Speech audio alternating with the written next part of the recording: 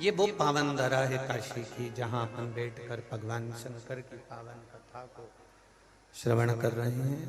ये वो पुण्यमय जगह, स्थान, भूमि,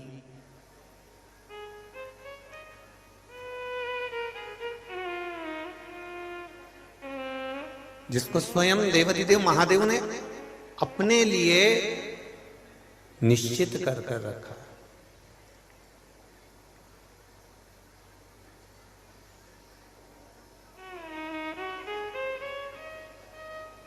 हमारे देव आदिदेव महादेव जिस भूमि पर रहते हैं वो मृत्यु लोक कहलाता है। एक बात अपने चित्त वृत्ति में लेकर आइएगा कि हम और आप कभी बैकुंठ गए कि ना गए ये पता नहीं है।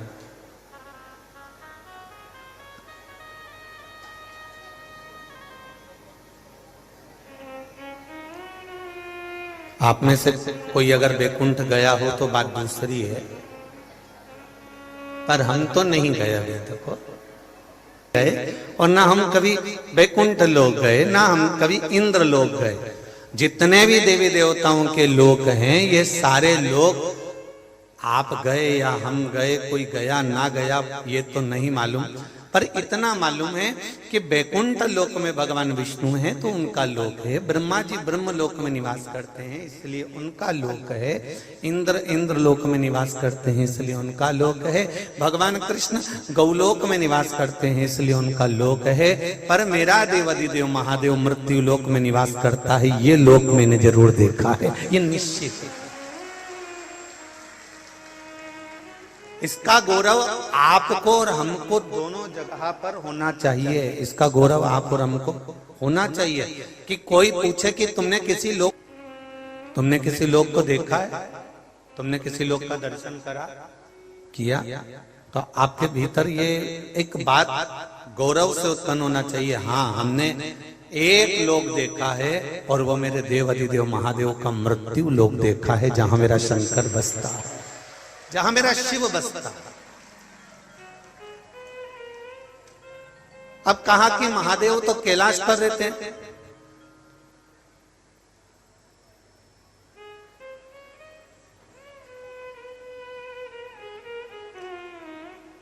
सारे लोक की एक राजधानी होती है।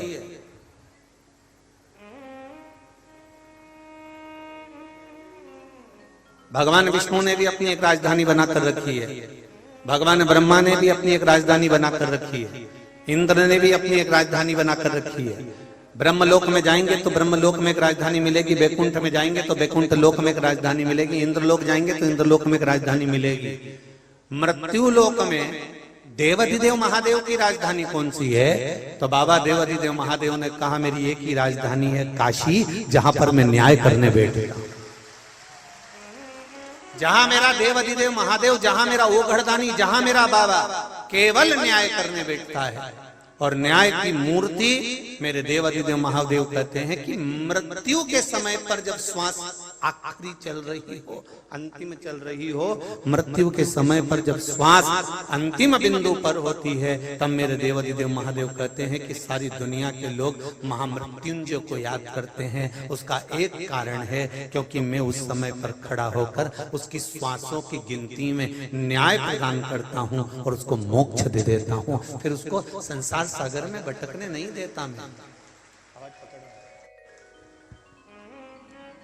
संसार सागर में फिर वो भटकने नहीं देता।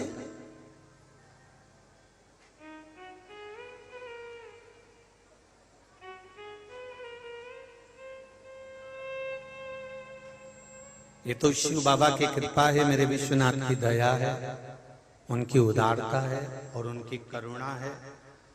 और जब तक उनकी करुणा नहीं होती, जब तक उनकी उदारता नहीं होती, तब तक, जब तक उनकी दया नहीं होती, तब तक संसार का कोई सुख हमारे जीवन में प्राप्त नहीं हो सकता, कोई सुख हमारे जीवन में मिल ही नहीं सकता।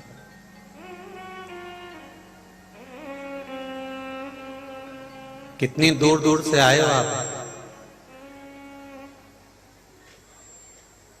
पहले तो काशी वाले हाथ उठाओ कि काशी के लोग कितने बैठे। अरे बहुत सारे बैठे हो, धर लो वापिस, धर लो, धर लो, धर लो।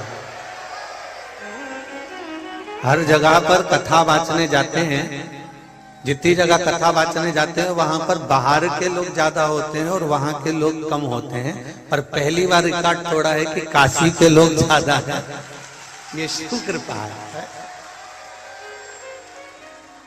धन्य पावन धरा के आप सभी को, मेरे बाबा के नगरी में, मेरे बाबा के धाम में आप निवास करते हैं। मेरी ओर से, इस व्यासपीठ की ओर से आपको साष्टांग दंडवत करता हूं कि आप इस पावन धरा पर निवास करते हैं। इस पावन धरा पर आपका निवास है। यह पुण्यमय धरा, यह आनंदमय धरा जो भगवान शंकर के त्रिशूल की नोक पर रखी हुई काशी है और जिसकी आकृति धनुष की तरह है।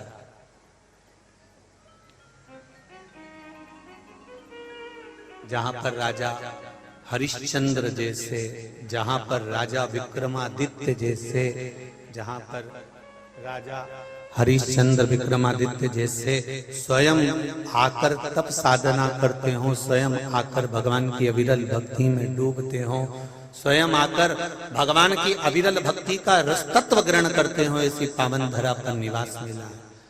और बहुत बहुत साधुवाद आप सभी को, जितने लोग बाहर से आए हैं, जो काशी का निवास कर रहे हैं। शिव महापुराण की कथा कहती है, स्कंद पुराण कहती है, स्कंद पुराण का काशी खंड कहता है कि काशी की धरा पर बन सके तो 9 रात्रि, बन सके 7 रात्रि, बन सके तो 5 रात्रि, और बन सके अगर इतना भी नहीं हो सके तो कम से कम 1 रात्रि विश्राम कर कर शिव की आराधना करना चाहिए। ये काशी की धरा, पुण्यमय धरा, आनंदमय धरा, जहां मौका मिल जाए वहां बैठकर, जहां मिल जाए वहां बैठकर भगवान की अविरल भक्ति को धारण करिए।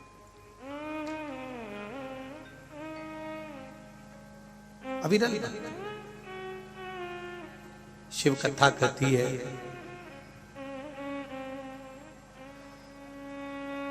मोमबत्ती बड़ी है कि छोटी है?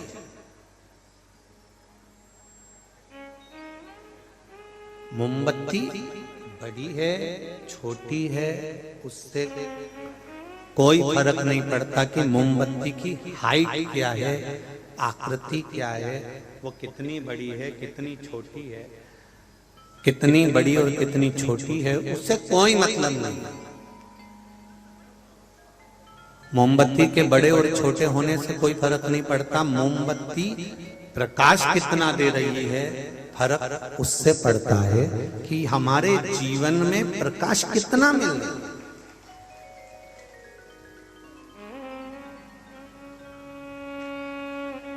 कोई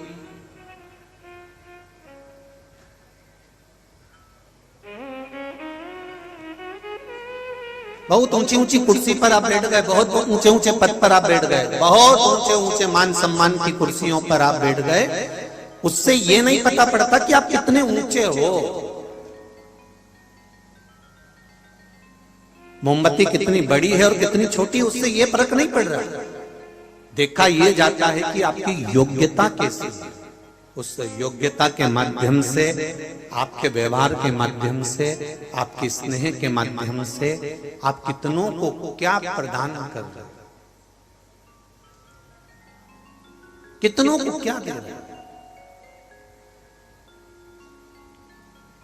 कोई वैभव देता है, कोई धन देता है, कोई दौलत देता है, कोई सत्ता देता है, कोई संतान देता है, कोई कुछ देता, कोई कुछ देता है। पर मेरे महादेव के से पूछा गया कि आप संसार के लोगों को क्या प्रदान करते हो, तो भगवान देवादिदेव महादेव ने कहा केवल मेरे पास में एक ही चीज है जो मैंने पार्वती जी को दी है, वो संसार के लोगों को देना चाहता हूँ। भगवान शिव से पूछा कि आप जन्म लेने वाला मानव जितना संसार में चींटी हो, झिंगुर हो, जलचर हो, थलचर हो, वायुचर हो, जितने जीव हो, ये सब कहीं लगता नहीं कि ये इनके ऊपर ये अनाथ नहीं है। अगर ये अनाथ हैं तभी तो हमारे यहाँ पर कहा जाता है कि ये विश्वनाथ है, ये भोलेनाथ है, ये श्रीनाथ है, ये रघुनाथ है, ये बद्रीनाथ है, ये केदारनाथ है। अर्थात इनके होने से हम सनातन।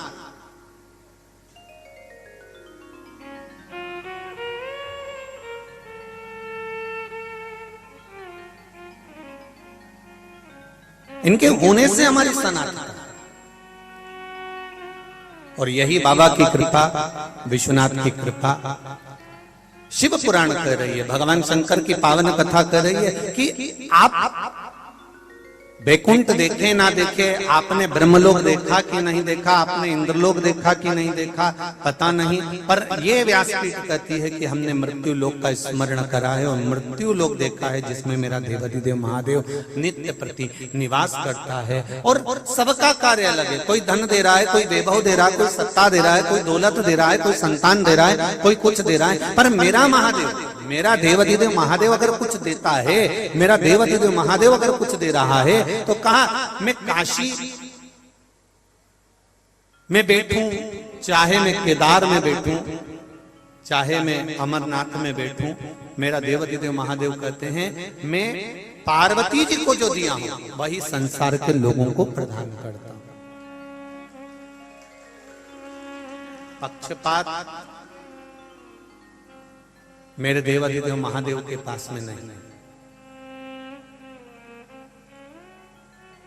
पक्षपात मेरे भोलेनाथ जी के पास में नहीं है। मेरे शिव जी के पास में तो केवल एक भक्ति है और एक साधन, परमात्मा को पाने का एक मूल साधन। इसलिए आपको बारंबार हम लोग कहते रहते हैं सारी समस्या का हल,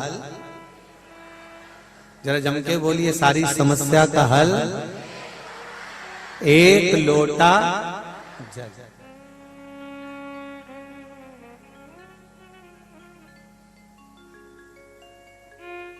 भगवान देवाधिदेव महादेव ने कहा मैं केवल पार्वती जी को जो अमर तत्व दिया हूं वो संसार के लोगों को केवल अमर तत्वता प्रदान करता है। और अमरता किसको कहते हैं? मतलब आप मरे नहीं तो अमर हो गए क्या?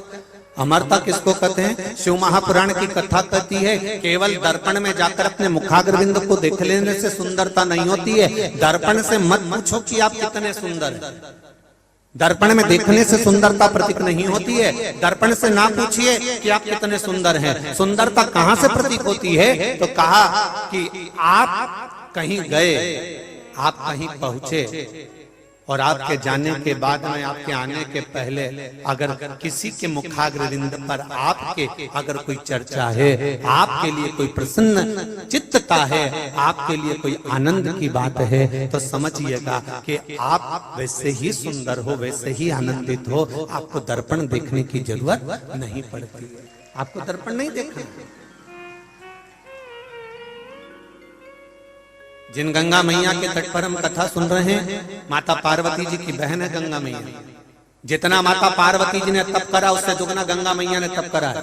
जितना पार्वती जी ने आराधना करा उससे दुगना आराधना माता गंगा ने करा है। जितनी साधना माता पार्वती जी ने करी उससे अधिक साधना गंगा मैया ने करी है। तप साधना जितनी ज्यादा कर सकती थी माता गंगा ने करी है। और जब गंगा मैया ने तप साधना करी, आराधना करी, तप करा और बहुत बहुत समय तक तप साधना में डूबी रही माता गंगा, तब भगवान शंकर ने पार्वती जी को जब पत्नी के रूप में स्वीकार करा, धर्म पत्नी बनाया, तो गंगा जी की आंख में जल भरा।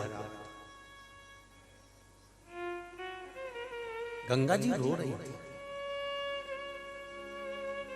शिव जी ने पूछा गंगा तू क्यों रो रही है? गंगा जी कहती हैं प्रभु आपने पार्वती जी को धर्म पत्नी बनाया, तो तू क्या चाहती थी?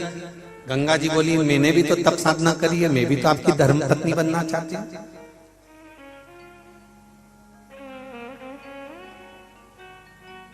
मैं भी तो आपकी धर्म पत्नी बनना चाहती हूँ।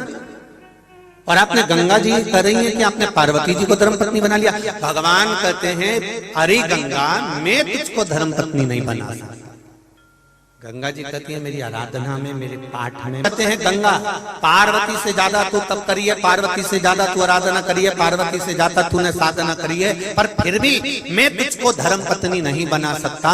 तो कारण क्या है? भगवान शंकर कहते हैं तेरी तप साधना के बल पर, इतनी आराधना के बल पर अगर मैं तेरे को धर्म पत्नी बनाऊंगा गंगा, तो धर्म पत्नी पति के बराबर में आकर बैठती है। पर गंगा तूने इतना तप करा है, इतना तप करा है कि मैं तुझे बराबर में नहीं बिठा सकता, तुझे अपने सिर पर बिठाऊंगा, इसलिए मैं तुझे अर्धांगिनी नहीं बना सकता। मैं तुझे अर्धांगिनी नहीं बना सकता, मैं तुझे धर्म पत्नी नहीं बना सकता।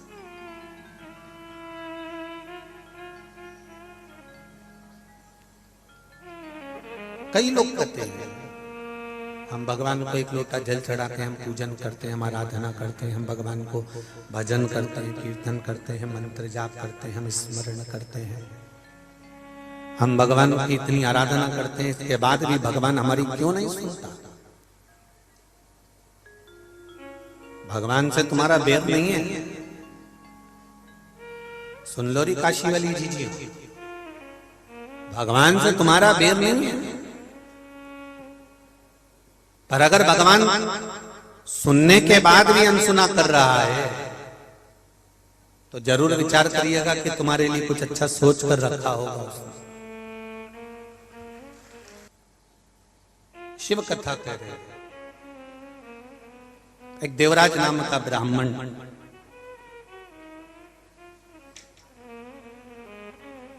ब्राह्मण कुल में जन्म लेने के बाद भी कर्म अच्छा नहीं कर पाया, श्रेष्ठ कर्म से वंचित रहा।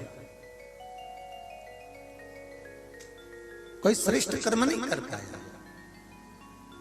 कभी कभी मनुष्य का जीवन मिल जरूर जाता है, परंतु उस मानव के जीवन को प्राप्त करने के बाद भी उस मानव के मूल तत्व को नहीं समझ पाता। मिल गया मनुष्य की देह, मिल गया मानव का शरीर, उसके बाद भी हम नहीं समझ पाते। कितनी कृपा करी होगी बाबा ने, कितनी दया करी होगी, कितनी करुणा करी होगी कि सारी दुनिया के लोग काशी विश्वनाथ की धरा पर 1 रात्रि 2 रात्रि 5 रात्रि रुकने के लिए आते हैं, पर आप पर बाबा देव अधिदेव महादेव की कितनी कृपा हुई होगी कि आपको काशी का निवास दिया। आप काशी का निवास कर रहे हो, आप गंगा जी के घाट पर रह रहे हो, आप मां गंगा के घाट पर निवास कर रहे हो, काशी का निवास कर रहे हो। जरा विचार करिएगा कि बाबा की कितनी कितनी करुणा, कितनी उदारता।